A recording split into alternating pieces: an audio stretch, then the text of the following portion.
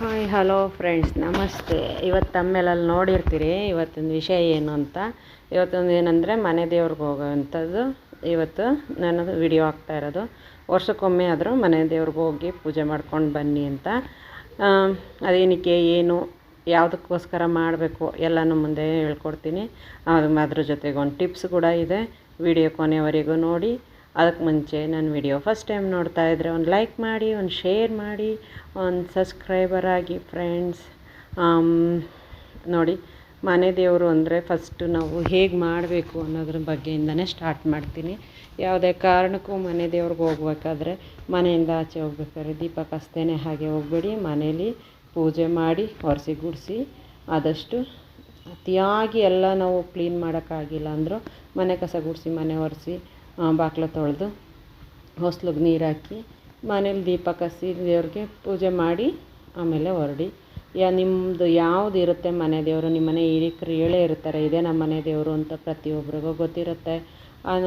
ಗೊತ್ತಿದ ಮೇಲೆ ಆ ಮನೆ ದೇವ್ರಿಗೆ ವರ್ಷಕ್ಕೊಂದು ಸತಿನೋ 2 ಸತಿನೋ ನಿಮ್ಮ ಯಥಾಸ್ಥಿತಿ ನಿಮ್ಗೆ ಹತ್ರದಲ್ಲಿತ್ತು ಅಂದರೆ ತಿಂಗಳ ಹೋಗಿ, ಏನು ಪ್ರಾಬ್ಲಮ್ ಇಲ್ಲ. ತುಂಬ ದೂರ ಇತ್ತು, ನಮಗೆ ತುಂಬ ದೂರ ಐತೆ ಆಗೋದೇ ಇಲ್ಲ ಅನ್ನೋರು ವರ್ಷಕ್ಕೊಂದು ಸತಿನಾದ್ರು ಹೋಗಿ ಬನ್ನಿ. ನಾನಂತೂ ಇವತ್ತು ಹೋಗಿ ಬಂದೆ. ನಾನು ತುಂಬ ವರ್ಷ ಆಗಿತ್ತು ಹೋಗಿರಲಿಲ್ಲ. ಹೀಗೆ ನಮ್ಮ ಫ್ರೆಂಡ್ ಒಬ್ಬರು ಮಾತಾಡ್ತಾ ಫೋನಲ್ಲಿ ಹೇಳಿದ್ರು, ನೀವು ಮನೆ ದೇವ್ರಿಗೆ ಹೋಗಿಲ್ಲ ಅನಿಸುತ್ತೆ ನೋಡಿ ಶೀಲಾ, ಅದಕ್ಕೆ ನಿಮ್ಗೆ ಈ ಥರ ಏನೇನೋ ಪ್ರಾಬ್ಲಮ್ಗಳು ಅಂತ. ನನಗೂ ಯಾಕೋ ಹೌದು ಅನ್ನಿಸ್ತು.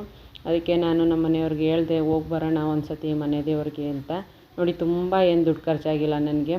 ನಾನೊಂದು 500 ರೂಪಾಯಿ ಖರ್ಚು ಮಾಡಿದ್ದೀನಿ. ತುಂಬ ಜಾಸ್ತಿ ಆಯ್ತಲ್ವ. ಬರೀ 500 ರೂಪಾಯಿ. ಅದು ಏನೋ ಗ್ಯಾಸ್ಗೆ ಒಂದು 200 ಚಿಲ್ಲರೆ, ಮತ್ತು ಇನ್ನೊಂದು 200 ಚಿಲ್ಲರೆ ಪೂಜೆ ಮಂಗಳಾರತಿ, ಅದಕ್ಕೆ ಅಷ್ಟೇ. ನಾವು ಇನ್ನೇನು ಖರ್ಚು ಮಾಡಿಲ್ಲ. ಒಂದು 70 ರೂಪಾಯಿ ಕೊಟ್ಟು ಚಿತ್ರಾನ್ನ ತಿಂದು, ಬಾತ್ ತಿಂದು ರೋಡಲ್ಲಿ ಬರಬೇಕಾದ್ರೆ ನಾಷ್ಟಕ್ಕೆ ಅಷ್ಟೇ. ಆಮೇಲೆ ಟೈಮು ಕೂಡ ತುಂಬ ಏನು ತಗೊಳ್ಳೋದಿಲ್ಲ. ನಮ್ಮ ಮನೆ ದೇವ್ರಿಗೆ ಹೋಗಿ ಬರೋದಕ್ಕೆ ನನಗೆ ನಮ್ಮಮ್ಮ ಅಂದರೆ ಒಂದು 3-4 ಅವರ್ಸ್ ಏನೋ ಟೈಮ್ ತಗೋತು. ಅಂದರೆ ಬೆಳಗ್ಗೆ 6 ಗಂಟೆಗೆ ಮನೆ ಬಿಟ್ಟು ಮಧ್ಯಾಹ್ನನೂ ಅಲ್ಲ, ಬೆಳಗ್ಗೆನೇ 11:30ಗೆಲ್ಲ ಮನೇಲಿ ವಾಪಸ್ಸಿತ್ತು. ನಮ್ಮದು ಮನೆ ದೇವರು ಅಂದರೆ ಗೋವಿರಂಗಪ್ಪ ಅಂತ. ಇದು ಮೇಲ್ಕೋಟೆಗೆ ಹೋಗೋ ರೋಡಲ್ಲಿದೆ, ಮಂಡ್ಯ ಜಿಲ್ಲೆಯಲ್ಲಿ. ಮತ್ತು ಇದ್ರ ಬಗ್ಗೆ ವಿಷಯಗಳು ಹೇಳಬೇಕು ಅಂದರೆ ನಾನು ಹೇಗೆ ಹೇಳೋದು ಅಂತ ಗೊತ್ತಾಗ್ತಿಲ್ಲ. ಇದು ನಮ್ಮ ಮನೆ ದೇವರು. ಇಲ್ಲಿಗೆ ನಾವು ಮಕ್ಕಳನ್ನ ಕರ್ಕೊಂಡೋಗಿ, ಮಕ್ಕಳು ಹುಟ್ಟಿರ್ತಾರಲ್ಲ ಆವಾಗ ಮುಡಿ ಕೊಡೋದು ಮತ್ತು ಕಿವಿ ಚುಚ್ಚೋದು, ಈ ಕಾರ್ಯಕ್ರಮಗಳೆಲ್ಲ ಇಲ್ಲೇ ಮಾಡ್ತಾರೆ. ಜೊತೆಗೆ ಮರಿ ಕುಯ್ತಾರೆ, ಕೋಳಿ ಕುಯ್ತಾರೆ, ಹರಕೆ ಹೊತ್ಕೊಂಡು ಅಲ್ಲೇ ಪರ ಮಾಡಿ, ಅಂದರೆ ಅಡುಗೆ ಎಲ್ಲ ಅಲ್ಲೇ ಮಾಡಿ ಜನಕ್ಕೆಲ್ಲ ಅಲ್ಲೇ ಊಟಕ್ಕಿಕ್ಕಿ ಆಮೇಲೆ ಬರ್ತಾರೆ. ಇಲ್ಲಿ ಇವತ್ತು ಜನ ಯಾರಿಲ್ಲ. ಯಾಕೆ ಅಂದರೆ ನಾನು ಶನಿವಾರ ದಿವಸ ಹೋಗಿದ್ದೆ. ಇದು ಮನೆ ದೇವ್ರ ವಾರ ಅಂತೇಳಿ ನಾನು ಹೋಗಿದ್ದು. ಆದರೆ ಅಲ್ಲಿ ಶನಿವಾರ ದಿವಸ ಯಾವ ಪೂಜೆ ನಡೆಯೋದಿಲ್ಲ ಅಲ್ಲಿ. ಆಮೇಲೆ ಪೂಜಾರರು ಕೂಡ ಯಾರೂ ಇರೋದಿಲ್ಲ ಫ್ರೆಂಡ್ಸ್. ಯಾಕೆ ಅಂದರೆ ಅದು ಗೋವಿರಂಗಪ್ಪ ಅಂದರೆ ಕಾಡಲ್ಲಿರೋ ಒಂದು ಬೆಟ್ಟದ ಗುಹೆ ಅಷ್ಟೇ. ಆ ಗುಹೆ ಒಳಗಡೆ ಅದು ಒಂದು ಕಥೆನೇ ಇದೆ. ಆ ಕಾಲದಲ್ಲಿ ದ್ವಾಪರ ಯುಗ ಕಾಲದಲ್ಲಿ ಒಂದು ಚಿಕ್ಕ ಹುಡುಗ ಹಸು ಮೇಯಿಸ್ತಾ ಇದ್ದಾಗ ಹುಲಿ ಬಂತು ತಿನ್ನೋದಕ್ಕೆ.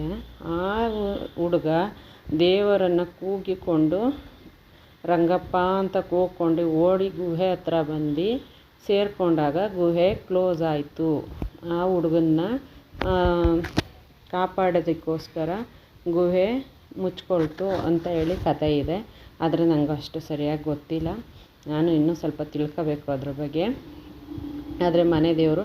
ಆಮೇಲೆ ನಮ್ಮ ಹಳ್ಳಿಗಳಲ್ಲೆಲ್ಲ ಹಸುಗಳು ಕರು ಹಾಕ್ತವಲ್ಲ, ಆ ಕರು ಹಾಕ್ದಾಗ ಎಲ್ಲರೂ ಆ ಗಿಣ್ಣಾಲು ಬರುತ್ತೆ ಸ್ಟಾರ್ಟಿಂಗು. ಆ ಗಿಣ್ಣಾಲನ್ನ ಮೊದಲನೇ ಹಾಲನ್ನ ಗಿಣ್ಣು ಮಾಡಿ ಅದನ್ನು ಇಲ್ಲಿಗೆ ತಗೊಬಂದು ಫಸ್ಟು ನೈವೇದ್ಯ ಮಾಡಿ ಆಮೇಲೆ ಮಿಕ್ಕವ್ರಿಗೆಲ್ಲ ಹಂಚುತ್ತಾರೆ. ನಮ್ಮ ಕಡೆ ಎಲ್ಲ ಹಾಗೆ ಮಾಡೋದು. ಆಲ್ಮೋಸ್ಟ್ ಒಂದು 50% ಜನ ಹಾಗೆ ಮಾಡ್ತಾರೆ. ಅವ್ರ ಮನೆ ದೇವರು ಅಂತ ಏನಲ್ಲ, ಮನೆ ದೇವ್ರು ಇಲ್ಲ ಅಂದ್ರೂ ಹಸುಗಳು ಮತ್ತು ಇದೆಲ್ಲ ಸಾಕ್ತಾರಲ್ಲ ಅವ್ರಗಳ ಮನೆಗಳಲ್ಲಿ ಕರು ಹಾಕಿದಾಗ ಎಲ್ಲರೂ ಬಂದು ಗೋವಿರಂಗಪ್ಪನ ಬೆಟ್ಟಕ್ಕೆ ಬಂದೇ ಬರ್ತಾರೆ. 3/4 ಜನ ಬಂದು ಇಲ್ಲೇ ಪ್ರಸಾದ ಮಾಡಿ ತಗೊಂಡು ಬಂದು ಇಲ್ಲಿ ಎಡೆ ಇಟ್ಟು ಪೂಜೆ ಮಾಡಿ ಹೋಗ್ತಾರೆ. ಆಮೇಲೆ ಇಲ್ಲಿಗೆ ಪೂಜಾರಿ ಇಲ್ಲ, ನಾವೇ ಪೂಜೆ ಮಾಡ್ಕೊಳ್ಳೋದು. ನೋಡಿ, ಎಲ್ಲಂದರೆ ಎಲ್ಲಿಗಂದ್ರೆ ಅಲ್ಲಿ ಕುಂಕುಮ ಇಕ್ತಾರೆ, ಎಲ್ಲಿಗಂದ್ರೆ ಹೂ ಮಾಡಿಸ್ಬೋದು. ಬಂಡೆ ಅಲ್ಲಿ ವಿಗ್ರಹಗಳು ಇಲ್ಲ.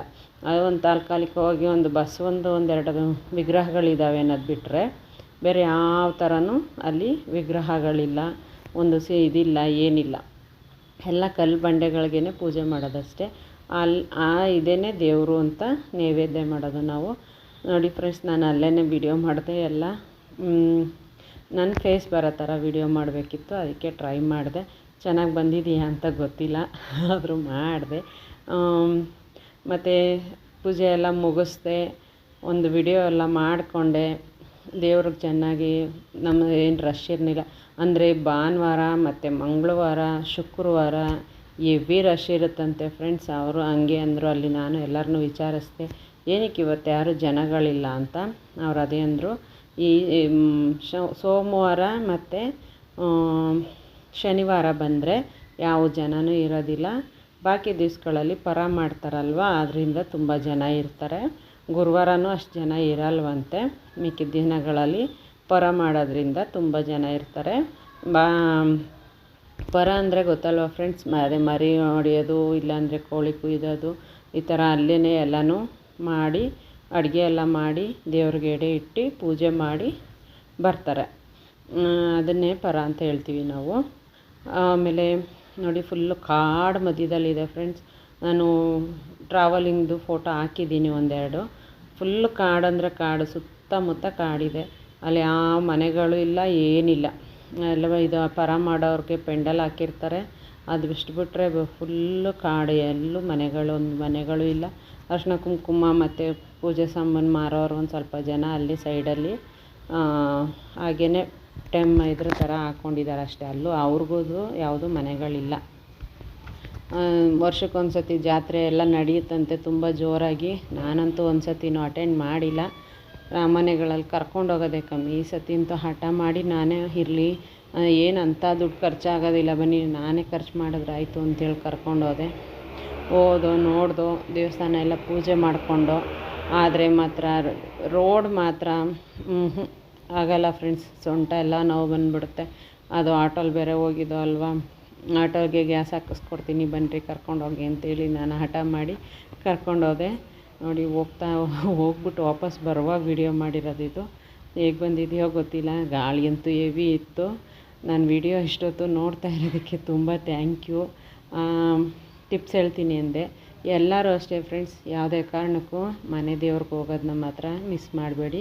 ಮನೆ ದೇವ್ರಿಗೆ ಹೋಗೋಕ್ಕೂ ಮುಂಚೆ ನೀವು ಈ ನಾಳೆ ನಾವು ನಾಡಿದ್ದು ಹೋಗ್ತೀವಿ ಅಂದರೆ ಅದಕ್ಕೆ ಮುಂಚೆನೇ ಒಂದು ದಿವಸ ₹1 ದೇವ್ರ ಮುಂದೆ ಇಟ್ಟು, ಒಂದು ಅರಿಶಿನದ ಬಟ್ಟೆಯಲ್ಲಿ ಕಾಣಿಕೆ ಥರ ಕಟ್ಟಿ, ಅದನ್ನು ಮಡಗಿ